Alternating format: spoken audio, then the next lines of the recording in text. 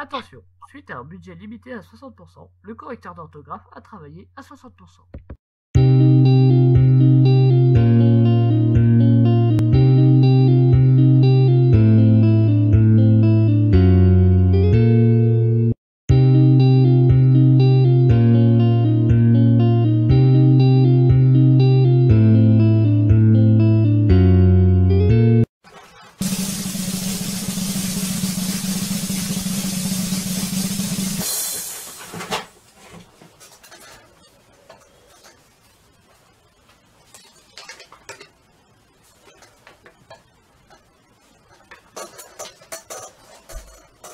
Est-ce que t'as déjà entendu parler du vampire? Quoi? Mais qu'est-ce qu'il y a? Ah, oui, c'est vrai, oui. On me dit qu'il n'y a pas que des lumières, donc je vais essayer d'éclairer volontairement.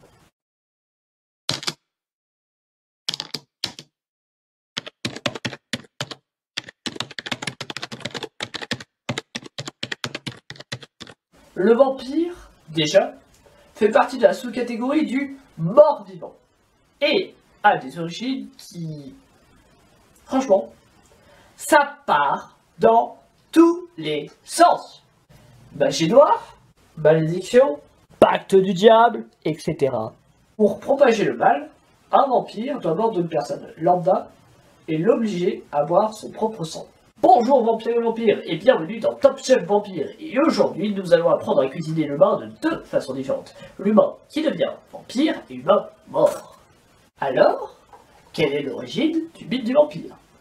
Souvent, derrière un mythe, il y a soit un personnage, soit une préoccupation humaine.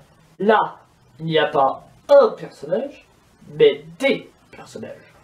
Vlad III Basarab, dit Vlad l'Empaleur, a été prince de Valaquie de manière discontinue entre 1448 et 1476. D'ailleurs, le père de Vlad III, comment il s'appelait? Oui, Eric, Vlad II, mais moi je parle de son surnom. Eh bien, son surnom, c'était le dragon. Et comment on dit le dragon en roumain? On dit Dracul. Dracul, les vampires. Dracul, les vampires. Tu sais? Sa réputation fut fortement accentuée par l'œuvre de Bram Stoker où il y a eu, là aussi, une part d'imagination. Bon, soyons clairs. Vlad, c'est pas celui que vous auriez engagé comme jeune fille au père. Son truc à lui, c'était le pal. Vous savez, hein, ces petits trucs typiques là. Il aurait fait empaler, entre autres, 20 000 soldats turcs. Pardon? Non, c'est pas ça. Eh bien, la Valaquie, c'est une terre chrétienne, à la frontière de l'Empire ottoman, qui était musulman. Mais non, c'est pas ça. Mais c'était au Moyen-Âge. Bah... il devait garder la frontière. Non, mais... ça y est, vous m'avez énervé. Taisez-vous. Reprenons. La légende dit même qu'il serait fait servir un dîner au milieu d'un charnier et de ses malheureux ennemis agonisants. Alors, c'était pas un rigolo, Vlad, hein, mais il faut bien mesurer le fait que ce sont ses ennemis qui parlent de lui. Et donc, pour le faire paraître plus cruel, ils en ont rajouté une petite couche. Côté inspiration à partir du réel, vous avez aussi Elisabeth Bathory, dite la comtesse sanglante. Ça a sa couleur, hein. Oui, Eric, rouge. J'avais dit, taisez-vous. La comtesse Elisabeth Bathory est une aristocrate hongroise qui a vécu au XVIe et XVIIe siècle. En Occident, elle est plus connue sous le nom d'Elisabeth. Non, Elisabeth. Elisabeth. Non, Elisabeth. Elisabeth. Bah, parce qu'à l'époque, en Occident, ils ne connaissaient pas Elisabeth. Mais par contre, il y avait des Elisabeth de partout, et donc, voilà. Non, Elle se répète, elle se répète, elle se répète. Bon, ta gueule. Ezremet aurait elle aussi inspiré les légendes de vampires. Elle aurait fait torturer et tuer un grand nombre de jeunes filles. Selon la légende, après les avoir tuées, elles se baignaient dans leur propre sang afin de paraître éternellement jeunes.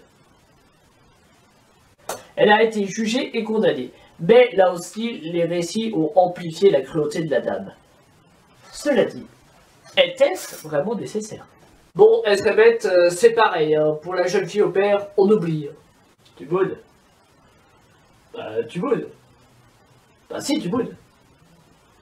Mais j'ai jamais dit ta gueule, hein. Les lecteurs français accèdent au concept du vampire avec la publication du traité des vampires d'Augustin Cablet en 1746, qui introduit la créature dans l'univers francophone. Puis le vampire est également décrit dans la 3e édition du dictionnaire de Trévoux. Non, taisez-vous, ils n'ont rien vu. Pourquoi? Bah parce qu'ils sont trop... Voilà, ils sont trop... Bon, à vrai dire, en Europe centrale et occidentale, le mythe n'est réellement connu qu'à partir du XVIIIe siècle. À cette période, la chasse aux vampires est déclarée dans tout le continent. Les rois et les ducs ont ordonné des tracts afin d'identifier et de tuer les 10 vampires. On croit de plus en plus au mythe, ce qui crée une hystérie de masse à travers toute l'Europe, et celle-ci n'est pas contrebalancée par la connaissance de toutes les méthodes d'élimination. Par la suite, le terme de vampire devient rapidement célèbre. La figure du buveur de sang est commune à de nombreuses cultures. Finalement, le concept précis de vampire est fixé par des traditions orales et écrites plutôt récentes. Dans la majorité des cas, les vampires sont des êtres maléfiques. Tu vois, un vampire, c'est soit un suicidé qui n'est pas totalement parti, soit un cadavre possédé par un esprit malveillant. Bonjour vampires et vampires, aujourd'hui nous recevons Norbert le Rouge. Comment? Ah oui, Norbert Globule Rouge, qui publie son dernier roman, La vie éternelle pour le mec qui voulait mourir. Alors Norbert, avez-vous voulu montrer dans ce livre un abus de malveillance? Après, le vampire, c'est souvent à la base un mec beau, brun et ténébreux, avec un fort pouvoir de séduction et une force surhumaine. Vous dites, Eric? Ah oui, mais qui picole le sang des autres. Oui, allô, ici Stéréotype. Vous n'avez pas les droits pour tenir ces propos. La consommation de sang est souvent associée aux anciennes divinités. En Inde, des Vétalas, la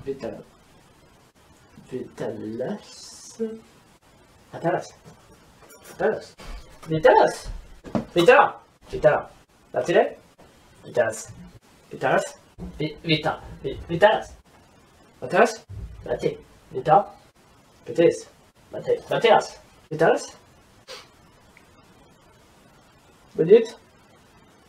Ah voilà. Vétalas sont des sortes de ghouls résidant dans des corps. En Grèce, dès l'Antiquité, ce sont les suicidés qui n'ont pas été enterrés qui reviennent hanter les vivants. En Polynésie, la Polynésie c'est en Biélorussie, on parle d'esprit à mort. L'esprit à mort est un mort qui prend l'apparence d'un vampire ou d'un serpent volant.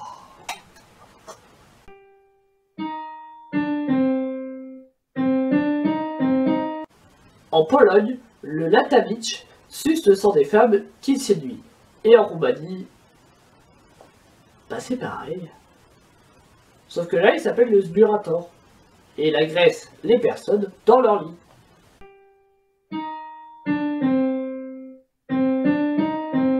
Sur presque tous les continents, on trouve des monstres imaginaires qui ressemblent plus ou moins aux vampires. En Afrique, il y a l'Azabozab, l'Abzé, l'Ibouloulou et le Ramoga. En Amérique, tu as le Soukouyan de l'île de Trinité, Les Toudas et les Patasola de Colombie, Au sud du Chili, le Peuchen Cihuateteo. Aux Caraïbes et en Louisiane, le Peuchen Cihuateteo vulgaris. Et en Asie, le Nugekubi. D'ailleurs, petite remarque, c'est en Inde qu'on voit le plus de créatures se rapprochant du vampire. Mon préféré, c'est le Cihuateteo, des esprits de nouveau-nés à face de squelette qui tuent les enfants et qui ont des relations sexuelles avec les vivants, les conduisant ensuite à la folie. Et le vampire préféré d'Eric, c'est... Ah non, on avait dit pas le capitalisme. Après, des chercheurs ont voulu trouver une origine scientifique au mythe du vampire. Selon Paul Barber, dans son livre Vampire Burial of Death, la croyance en l'existence du vampire est née à cause du phénomène étrange mais scientifiquement explicable lié au processus de décomposition des cadavres. Mais ce n'est pas tout, la rage peut être une des sources du mythe. En effet, une épidémie de rage a envahi l'Europe de l'Est au même moment que l'apparition des premiers récits de vampires. Trop de coïncidences. En 1985, le biochimiste David Dolphin propose une explication, la porphyrie. Il a suggéré que les personnes atteintes de cette maladie auraient consommé de grandes quantités de sang afin d'équilibrer leur métabolisme. Je reprends. En gros, les victimes de la porphyrie cherchaient à combattre leur maladie et à soulager les symptômes en buvant du sang. Il y a aussi la pathologie rare appelée vampirisme clinique ou syndrome de Redfield. Oui, c'est une référence au personnage du livre de Dracula. Ne m'interrompez pas, s'il vous plaît. Qu'est-ce que je disais déjà ? Ah oui, c'est vrai, oui. Donc, les victimes de cette maladie auraient ingurgité du sang humain ou animal. Alors, reprenons. Nous avons 17 qui ont la rage, 28 qui ont la porphyrie, 39 atteints du syndrome de Redfield. On va faire construire notre 12e cimetière. Et... Mais qu'est-ce qu'il fait? Mais bon sang, mais qu'est-ce qu'il fait? Il est en train de dégueuler sur le tapis tout neuf. Non mais non.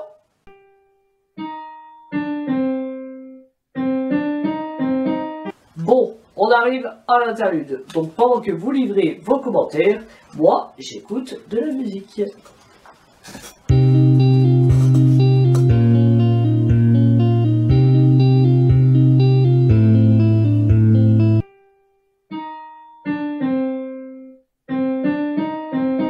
Je vais te laisser le choix que je n'ai jamais eu.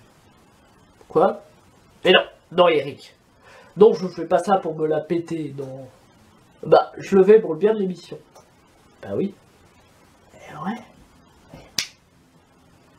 Le thème du vampire a inspiré les écrivains et poètes depuis 1748 avec Heinrich Augustin von Ossenfelder, qui a écrit le poème Der Vampire, et évidemment en 1897 avec le célèbre Dracula de Bram Stoker. Vous vous en doutez, après la représentation du Dracula de Bram Stoker au théâtre, le mythe est porté sur grand écran. Le premier film évoquant un vampire est Nosferatu le vampire de Friedrich Murnau, sorti en 1922. D'ailleurs, ce film lui valut des poursuites judiciaires de la part de la veuve de Bram Stoker, qui estimait que pour l'adaptation du livre au cinéma, Murnau aurait dû payer les droits d'auteur. Après, je vous passe les nombreux films de vampires sortis au cinéma. Certaines sources affirment même que plus de 650 films de vampires auraient été réalisés. Moi, perso, mon préféré, c'est le Dracula de 1992 de Francis Ford Coppola. Hein? Ah oui, parmi les grands interprètes de vampires, nous avons Mike Schreck, Tom Cruise, et bien sûr, le grand Christopher Lee. Mais non, Eric, non, mais pas par sa taille. Oui, il faisait 1m92. Non, moi je parle de sa carrière, de son talent. Ouais, non mais... Bon, taisez-vous. Mais bon, on est bien d'accord, hein. C'est juste un mythe.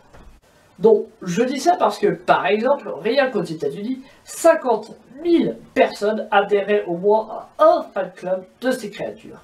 Et parmi elles, certaines s'identifieraient même comme étant des vampires. La croyance en l'existence du vampire se maintient aussi très fortement en Roumanie. Toute une sous-culture du gothique est née à partir de la figure du vampire. C'est ce qu'on appelle le Vampire Lifestyle. Les adeptes boivent du sang, visionnent des films d'horreur, lisent des livres d'Anne Rice et s'entourent d'un style victorien. Ne me mentez pas, Eric. Je suis certain que vous adhérez au Vampire Lifestyle Club de Saint-Julien-Mollet-Molette. Enfin, il y a des admirateurs modernes des vampires appelés les sanguinariens. Tu vas où comme ça avec ta patte de vampire poudré, blanc comme une merde de crémier là, et tes amis du 15e là? Tu pars à la chasse? Ah bon, non, moi je t'accompagne pas. Pourquoi? Bah parce que je viens de m'acheter des fringues toutes neuves qui m'ont coûté la peau du cul et que j'ai pas envie de les salir. Et 2, je suis en train de poser mon plat sur Insta. Est-ce que j'ai compris? Non, j'ai toujours pas compris. Non. Bah en gros, tu vois, les humains, ils vont dans les restaurants, ils commandent un plat, ils prennent une photo et ils la posent. Bah là, je la pose. Qu'est-ce que c'est le machin là? Bah tu vois, les humains ils prennent de la salade. Bah, moi j'ai pris de la salade.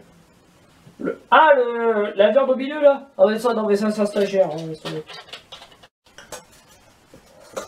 alors autant il y a des gens qui adorent les vampires, autant d'autres, et c'est pas mieux, les détestent.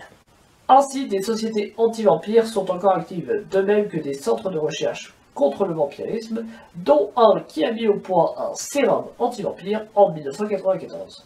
D'ailleurs, le plus ancien récit de mise à mort d'un vampire apparaît dans les chroniques de Guillaume de Newbery au XIe siècle. Bon alors, aujourd'hui nous allons tuer et éradiquer un vampire.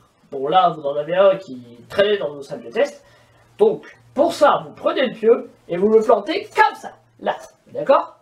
Ensuite, vous prenez la faux et vous donnez des coups comme ça, voilà, comme ça. Et ensuite, vous prenez le corps, vous le retournez et vous l'enterrez à l'envers, voilà, là. Des questions? Oui. Oui, on peut aussi brûler, effectivement. Pour finir, il y a... Bien sûr. Mais vous n'en avez pas dans vos poches. Enfin, voilà. Ah bon. D'accord.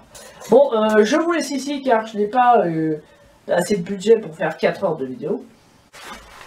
Souvenez-vous juste que les vampires est un thème vaste qui, oui, Eric, on finira cette phrase un autre jour. J'espère au moins avoir augmenté votre culture G.